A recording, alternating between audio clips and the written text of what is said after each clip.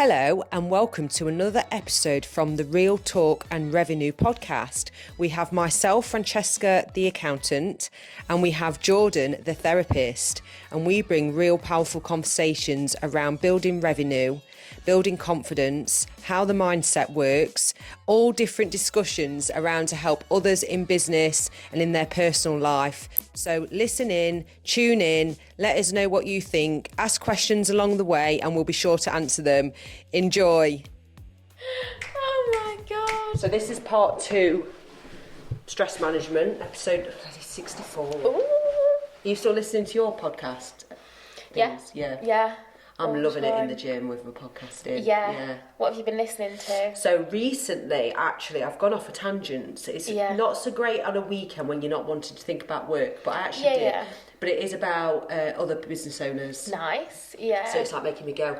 And what I found is it's very lonely to be an employer. And when you've made mistakes in business or good things and you hear from other people's journeys, you go, oh, yes. Yeah. That's why I'm, limit when I can see friends. That's why that client didn't work out. Yeah. And that employee didn't work out. Wow, okay, because you can beat yourself up. Yeah. Which talk about stress, which can cause your own stress. Yeah. Because you assume you're the only one going through it. Yeah. It's interesting, isn't it? It is, yeah, definitely. Yeah. I'm trying to think of ease. Well, I've said on the last one about easy stress management. You're doing it yourself though, and people struggle to do that bit. They rely on just therapy, which I'm not saying don't have therapy, definitely, because that helps rewire the brain, doesn't it? Reading books, it's the implementation and the 1% change here, slowly over time. Yeah, but like you said before, there's so many resources, and even if you don't want to come into therapy, there's so many self-led videos, tutorials, resources, courses, books and stuff like that, but we struggle as human beings, don't we, to be accountable to ourselves, I think, just having little things in place, initially to keep, it's like having a personal trainer, isn't it? Yeah. Or even just a coach to check in with, or a friend that you go to the gym with. Yeah. It's easier to show up when you know somebody else is expecting you. What is that about then? Because it's about accountability, isn't it? And I think it's just about an additional factor that in the absence of motivation helps get you there. Do you know what I mean? And it's not all the time about people not valuing themselves and their own health and time. It's just that often we thrive in kind of numbers, don't we? We thrive in, that engagement and connection as well. If you're training with a friend or a trainer or in a group, it is very different to isolation, which again has its perks, and once you're in the swing of it, I used to love training on my own, just my headphones in and stuff. So do you think it's a nice start off? Yeah, definitely, just to build the habit while you're building and embedding the habit, because again, if you think about habit formation and the neural pathways in the brain that are forming to make that pathway stronger and therefore more developed, if it's not a developed that pathway or habit that's already there, it is harder to stick to because it's not embedded, it's not matured. Do you know what I mean? So actually, if you're doing things while you're learning, if you like, and while you're embedding the habit, then what you need to do is to get consistency, to exercise that muscle, if you like, and develop and establish those neural pathways that know and accept and look forward to. Do you know what I mean? This is what we do in the morning. I know what I'm doing. I'm confident with it. And what helps with the habit is habit stacking on top of something you've got already existing in place, or rewarding yourself after doing something.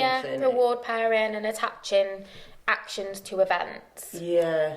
I say this to my clients all the time. The problem with attaching actions to time is that it's easier to dismiss if we miss that time slot. So, for example, if you say, right, I'm going to go to the gym at 5:30 when I finish work, and you end up needing to work late, it's 6 o'clock now, then it's so easy to be like, well, I was going to go at 5:30 and I've had to stay late at work, so I'm not going to go now. Whereas actually if you say, no matter what time I finish work, after work, I'm going to work out, then I'll go home and eat, it's a very subtle psychological tweak, particularly for people that struggle sticking to time and structure. It's really good for people with like ADHD and stuff like that.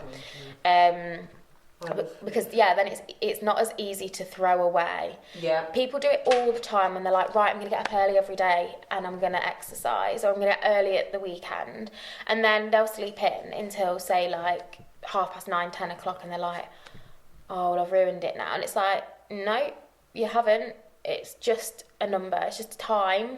Wake up. Attach the action to waking up or having your breakfast. Not 5 a.m. and if I don't get up at 5, I've ruined it. What's the point? Do you know what I mean? 100%. So, like you say, habit stacking or attaching, actions to events, I find to be exercise more effective. It with stress as well. Exercise is the best.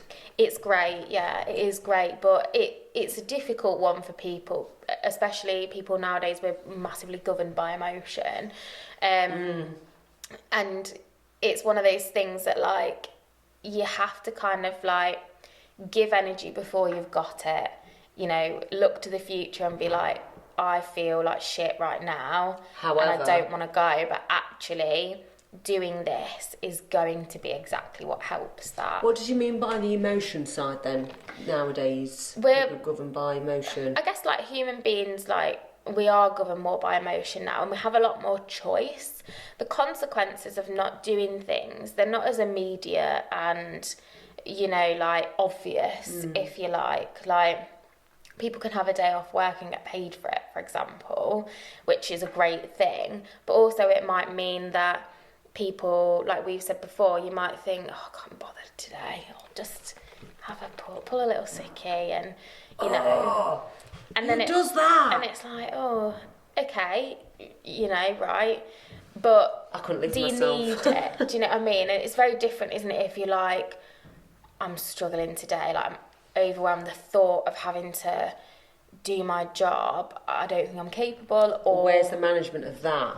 So if you're in the right environment at work, we've spoke about this on a couple of episodes back. Yeah. Where the right environment would be split your time when you feel the best. Absolutely. Yeah. Well, so what are you saying here then? That people. So what I'm saying is that basically, like that's an example of like, if we talk about like back in the day, if you didn't turn up to it, you wouldn't get paid, and then you probably wouldn't be able to feed your family. Oh, I see what you mean. So you've got a lot more, I guess. There's a lot more consequence to things, but nowadays there's a lot of comfort. There's an increased like quality of life for many people.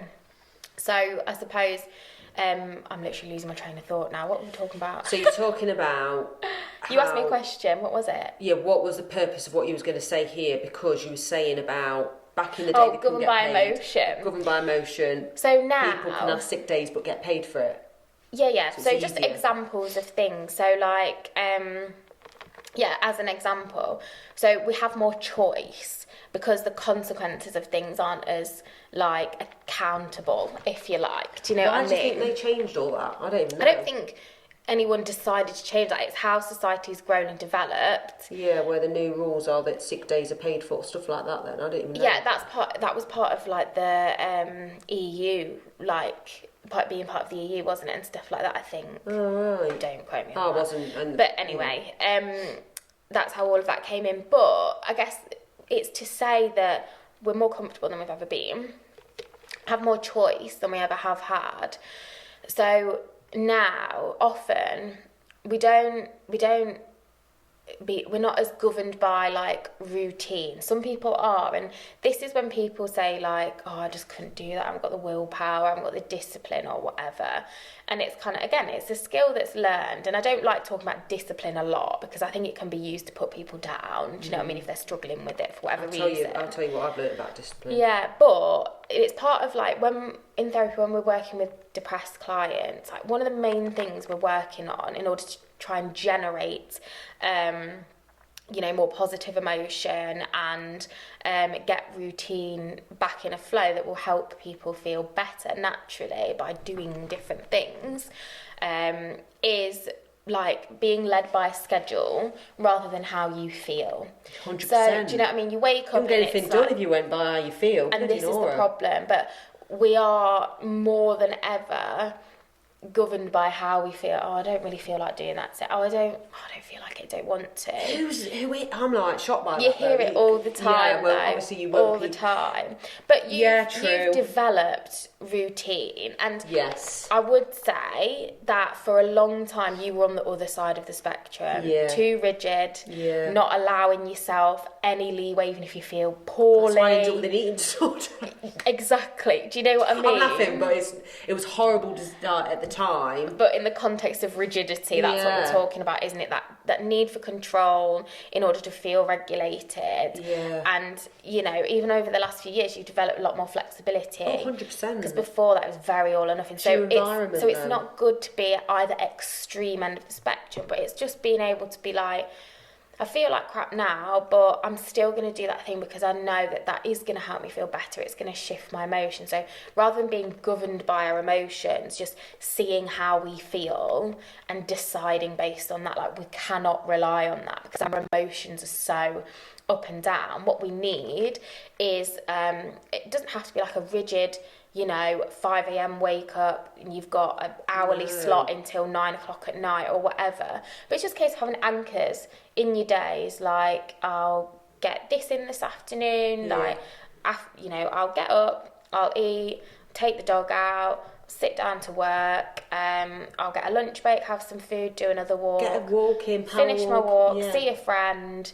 and then just get those things in the diary that help you feel better, keep you well. And that's where exercise comes in with stress management and general well-being, is it does keep us well. Like, it helps our physical state. When our physical state's on better form, our mental health is better as well, and vice versa. So it's so interesting. So it doesn't just come easily to everyone, does it? You curate your environment, environment, and your schedule. So discipline, you said about. I thought it was when people say, "Oh, you're so motivated. Where do you get it from?" This was years ago when I started training loads and whatnot, and I'm like.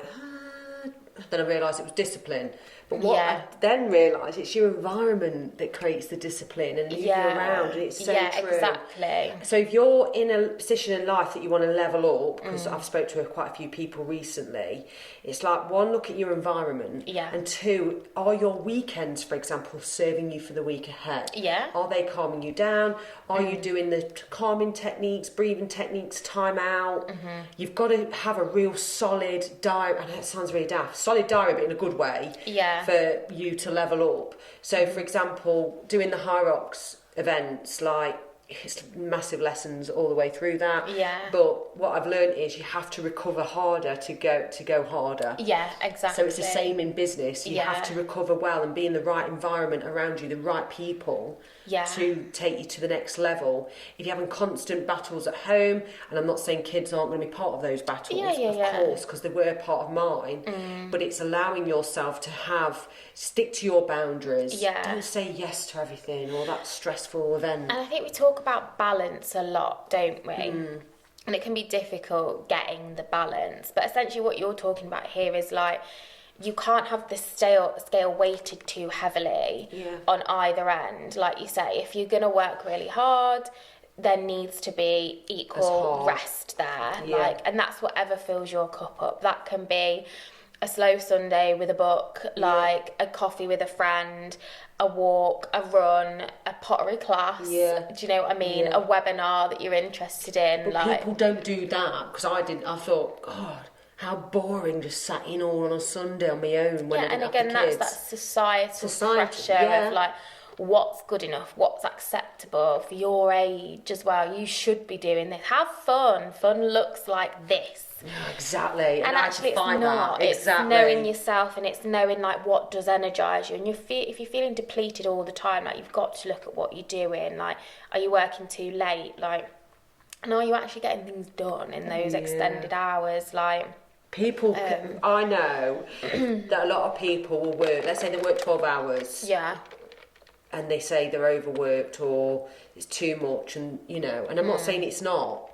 But if you're really honest with yourself, what part of those hours were actually productive? And what of them was mentally draining?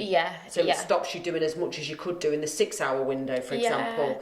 I guess it's different, isn't it? Depending on the job you do. Like, obviously, you've got kind of like, you know, NHS workers, doctors, nurses. Can't even compare with them though. With maybe what like we're doing. engineers as well, like that do 12-hour shifts and are like, you know, fixing certain things or whatever. Like, but you've got to do that amount of hours. Yeah, it's a difficult one, isn't it? But yeah, because the NHS workers actually, you know, I'm going off with what we're doing, service kind of businesses. When you think about it, actually, we probably have got it so easy compared to like the NHS workers. In some ways, have to do shift work, have to be on it. Emergencies coming through. It's like and you don't know. Like, for you genuinely, you turn up, you've no idea what's in store. Imagine that anticipation. I've had it. I used to work on wards, didn't I? Oh, so you know that So feeling you'd of step like... in, and sometimes you just did not know what was gonna erupt on a shift, like, and that's terrible for your nervous system. Like, again, some people thrive off that. They like the variety and things. Other people prefer like a bit more predictability and control over your schedule, and ultimately that's why I moved out of ward work and went into a role where I can manage my own diary to a degree. Had its other problems, and that's why I ended up self-employed, because it's like working on your own terms, figuring out what works for you. And but nervous system, that can't...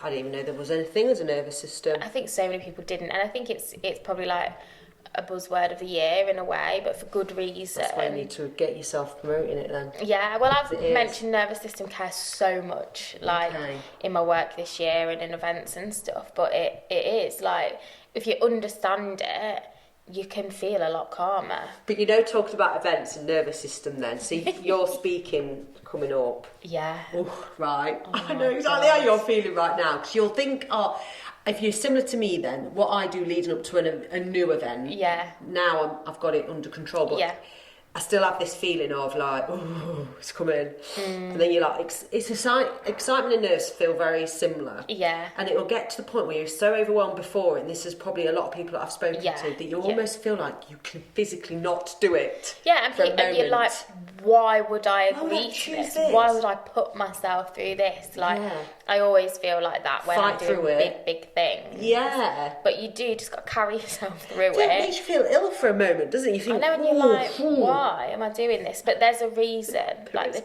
you know, there's a reason. I really want to get up and talk about EMDR. Like, I love it. So why wouldn't you? And people have literally paid to come and listen and learn about EMDR, and I'm like, that is amazing. Yeah. Do you know what I mean? Yeah.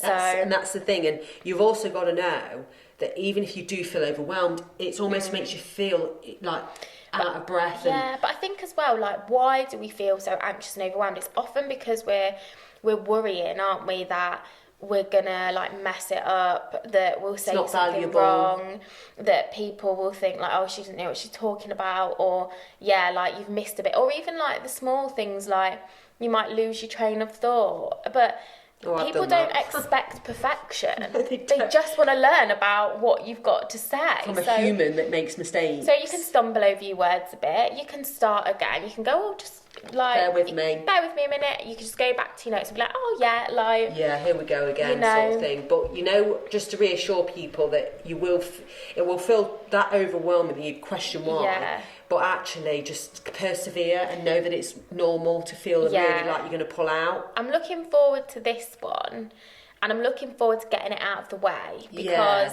it's like my first one to this kind of size audience. And then I've got another one doing the same talk in a different venue 2 weeks later. Oh, you'll be... So I'm just like, on the other side of this, I will have done my presentation. Because this time, the first time, I've had to write the presentation from scratch. I've done it and I've started again. Yeah. Like, I've written it and rehearsed it, added bits in. Fair play to you. I've never reversed anyone, because I feel like it make me feel sick. The other day, I get like that, and I would historically avoid, but with this I know rehearsing is going to be so helpful when I feel nervous, because I'll at least be confident that I know not exactly what I need to say, but like I know what's coming. It's rehearsed, it's in my brain, it's knowledge I've got, but presenting is presenting it in a way that is like accessible. It's not like chaotic, which is my usual style of like jumping around and saying things. It makes sense. Do you know what I mean? It flows because you've practiced, you've done a bit of a formula. But the other night, right, I had George, it was like 11 o'clock at night. Of course it was. Go on. We're in the living room. I've cast my presentation to the TV, right? I've got my iPad. He's made me stand up to practice. And I'm literally like... It's even more nerve-wracking, don't you think? It was so awkward. Yeah. I was like laughing and he was like, Jordan, stop it. Just come on, that. do it. And I was like... Fair play to you. Hello, everyone. Yeah. My name's Jordan and I'm going to teach you. Yeah, it was so Did you go funny. do with the whole thing? Most of it, yeah, but it wasn't quite complete. So it was good to do a run through and then be like, oh, I need to tweak that, make a note. And then last night, as you know, until like midnight, I was like fine tuning the presentation. So today, I've got a few hours to rehearse the whole thing. I'm recording it and then I'll be listening it back on a loop. Oh, you're braver than what I've done then. I just wing it. Yeah. So bad, but I can't with this. Like, I get it. I know in EMDR and I know it well, but because of the type of event, it's like a TED Talk basically. Yeah, and I want to do one day. Yeah, but a different kind of event, different type of audience, I guess. Similar. So it demands a little bit more than showing up and talking. Get ya. And I'm speaking for like an hour and 10 minutes. Yeah, so it's a long time. It's a long time to not have, you know, an idea of the framework of like explaining what can be quite a confusing and at times scientific. I'm talking about neuroplasticity and the science of EMDR and how memories are rewired in the brain with EMDR. So do you know what I mean? Like usually, if you ask me to do anything else, like our workshop and stuff like that, no problem. Like idea of what I want to say, few resources, I'll turn up, you know, chat, like talk about something, but something on this is different. Do you know what I mean? I get it. And maybe one day I'll do the same on... I suppose for me, if I've done a presentation, that's kind of me, and then I'll rehearse it as I go. Yeah. So, yeah, that's interesting. Yeah. I'm trying to think if there's anything coming up that I've got to... I'll be doing a talk in March at an event, I can't remember where it is, I think it's Birmingham, big festival of accountants and bookkeepers. Yeah. So I'm talking at that, but I think it's a panel this time, so it's a bit more softer, but I want to talk at more business style events. Yeah. So watch this space, that might be something in the future to talk about. But yeah, I can't wait to hear how you get on when we catch up again. Yeah, I'm looking forward to it. Yeah, and you'll smash it. Thank you. And even if you do, like you say, make mistakes, please bring them here because we want you to make a little mistake so we can absolutely. see how you got out of it. I'm sure I will. Like, I'm sure I will. So we can hear how you got I'm out not of a it. flawless presenter. But I don't think that's what people are really after. People don't want that. Particularly at these kind of events. I'm not presenting research at like an academic conference. Like, exactly. It's a curious audience that want to know more about EMDR. Brilliant. So, good luck. And thank you. Thanks for tuning in, everybody. We'll see you next week. Bye. Bye.